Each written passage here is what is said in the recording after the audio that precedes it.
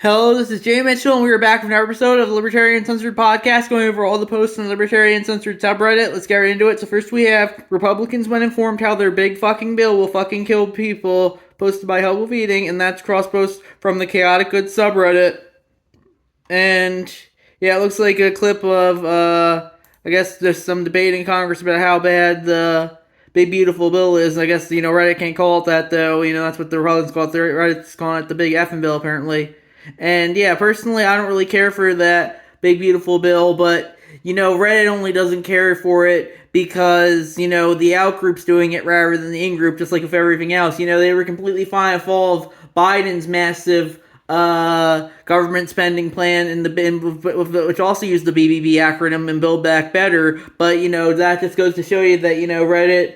It's like a lot of people when it comes to politics these days. It's only in-group good, out-group bad. And yeah, personally, I don't really care for for Trump's BBB, just like I didn't care for Biden's BBB. But Reddit only doesn't care because the orange man's doing it. I'm sure if Biden was the one doing it, they'd think it was the greatest thing ever. And that's my thoughts on that issue. Next, we have Bill Maher calls out silence over the genocide of Christians in Nigeria, and that's a YouTube video from, looks like an account of, account's called VidLord, and yeah, it looks like it's Bill Maher talking on his show about how no one cares about the genocide of Christians in Nigeria, they only care about the genocide of Palestinians in Gaza. And that was posted by Traditional Ride 134. And yeah, personally, I think that's very much by design. The number one reason I think a lot of Reddit progressives care so much about Gaza and not Nigeria is that, it's twofold. One, the genocide in Gaza is often affecting Muslims, and that's very much a group that the left loves to support, even though I would argue that a lot of Islam is very antithetical to their progressive values. But regardless, they like to support them because number two, most of them are brown, and that's very much the Reddit, the darker the skin color, the more oppressed. It's very much, it's very much not surprising that, I think Israel's a big thing with them because Israel is they're mostly lighter skinned, while Palestinians are mostly darker skinned, and that's very much how the Reddit perspective of the world works. What lighter skinned people oppressing darker skinned people. It's very much how Reddit sees the world. I mean, it's like you gotta have as many oppression statuses as possible. If you're dark skinned or a woman or disabled or LGBTQ, whatever other letters they've added as well. Reddit's gonna that's what Reddit seems to do these days. They try and find, they have this victim mentality, and they try and get as many oppression statuses as possible, and that's how they seem to work. And yeah, personally, I'm not gonna pretend that victim mentality isn't a thing among more right-leaning folks as well, but it's definitely really bad when it comes to Reddit. And yeah, personally, they don't realize it's why they only care about the Gaza genocide, not the genocide of Christians in Nigeria. Reddit only is going to care about things that fit its narrative, just like pretty much everything else in regards to social media or the legacy media as well. Increasingly, people only spout whatever fits their narrative rather than look at every single thing, and that's very much, it's important to realize that, whatever's being pushed by people is being pushed for a reason because it fits their agenda. It's like how the Central African Republic has been in civil war since 2012, and Reddit or legacy media, no one's pretty much ever paid attention to that because that's a country that no one really cares about because it's kind of in the African backwaters, and but Israel's always a good country when it comes to pushing narratives and all that, so that's why a lot of people really just constantly talk about it. And that's my thoughts on that issue. Next, we have America is Silent About Christian Girls Kidnapped by Islamists from JNS.org, posted by Traditional Ride 134. And yeah, this is pretty much them posting the same thing as the last time. I personally do think it's bad, but I think they're just trying to deflect from the Gaza genocide, which I personally don't care for either. I definitely wouldn't be surprised if this user is a Mossad bot. Just like a lot of Reddit users, they're just designed to push an agenda rather than have people critically think and like And yeah, that's pretty much a lot of it at this point. Personally, I don't really care for Reddit, but at the very least, the ADL lists Reddit as most anti-Semitic website. So that's one thing. I don't really care for Reddit, but the ADL is even worse. So that's one thing I think Reddit is doing good right now is at the very least questioning the official narrative when it comes to Israel. And yeah, that's my thoughts on that issue. Next, we have U.S. marketing companies are hoping to rebrand the genocide in Gaza. Arway Madalwi from TheGuardian.com, hosted by Swamp Yankee Dan. And yeah, I personally would agree with that.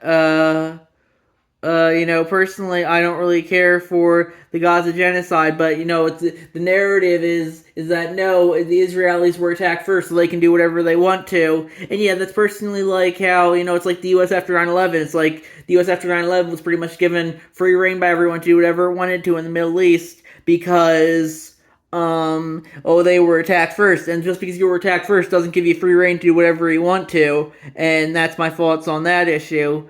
And yeah, as I said previously, I disagree with Reddit on a lot, but I do agree with the majority of it when it comes to the Gaza genocide. In a time where it's hard to find common ground, I think the dissident left and the dissident right can definitely agree that calling out Israel's genocide in Gaza is a good method of attaining that. And that's my thoughts on that issue. Next, we have Energy Department adds climate change and emissions to banned words list, put from Politico.com, posted by CH4Locks. And yeah, personally, I don't think you should have any banned words. I think all words should fall under free speech. But ultimately, as the government can justify doing whatever it wants to, and sometimes there's nothing you can do about it. I'm pretty sure if under the Biden administration, if any government agency banned words that it considers to be anti-LGBTQ plus whatever other letters they added as well, Reddit would be all over it. But when the outgroup does the same thing in regards to words that it likes, suddenly it's the worst thing ever. And no values, only teams. That's it. Next we have these right-wingers tell too many things about themselves, posted by FlimsyOut5563, and that's crossed from the Self-Werewolf subreddit, and looks like it's since been deleted, and judging by the comment, it looks like it was about banned books or something. And yeah, personally, I don't really care for the whole notion of banned books. Personally, I think the schools are within their right to take out books that might be considered inappropriate for young children. But with that being said, a lot of the writers who are always talking about banned books, they'd go ballistic if they saw you reading Mein Kampf or the Turner Diaries in public, and it just goes to show you that it's very much a way for them to act depressed. When in reality, it's like they don't care about freedom of speech. They'll care about freedom of speech when Jimmy Kimmel gets taken off the air, but when Charlie Kirk gets a bullet to his neck and bleeds out, just for saying words, Reddit will be like, oh, that was completely justified. A lot of people only care about freedom of speech when it's for their side. Reddit only cares about freedom of speech when it's convenient. Pretty same with a lot of people on the right as well. And yeah, that's my thoughts on that issue.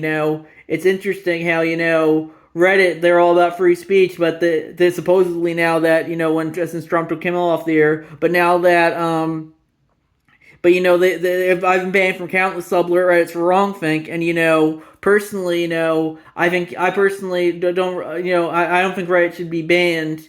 I think you have an argument for, but it would be more than justified at this point because he says, they don't really care for my free speech. I don't know why I should care for theirs, and that's my thoughts on that issue. Next, we have Larry Ellison, owner of Oracle, CBS, CNN, and now TikTok, wants data centralization and total surveillance. Citizens will be on their best behavior because we are constantly watching and recording everything that's going on. He is the man behind the digital ID push, posted by CH4Locks, and that's crosspost from the That's Insane subreddit, and that looks like a video of him saying just that, I guess. And yeah, personally, I don't really care for any of those platforms. But, I do like how TikTok, they had a lot of dissent in regards to the official Israel narrative, and that's why they had to have one of Trump's MAGA buddies buy it, so they can control that narrative more. And that's why I definitely think if Reddit ever does sell out to one of Trump's MAGA buddies, which I think is probably coming, given that it's just IPO'd and the current owners might want to bail out before it gets before they can, when they can still can. So I definitely do think Reddit would be sold to one of Trump's MAGA buddies if possible, but especially since it's partly owned by the Chinese like TikTok was. But regardless, the thing I'm getting at it here is that one of the reasons it might be sold to Trump's MAGA buddies is because it descends on the Israel narrative too much, and that's important to remember as well. Reddit, I personally don't care for. I think it's pretty much progressivealqaeda.com at this point. But if it ever is taken over by MAGA, one of the big losses would be that you can't question the official Israel narrative as much. That Israel is completely in the right and Palestine's completely in the wrong.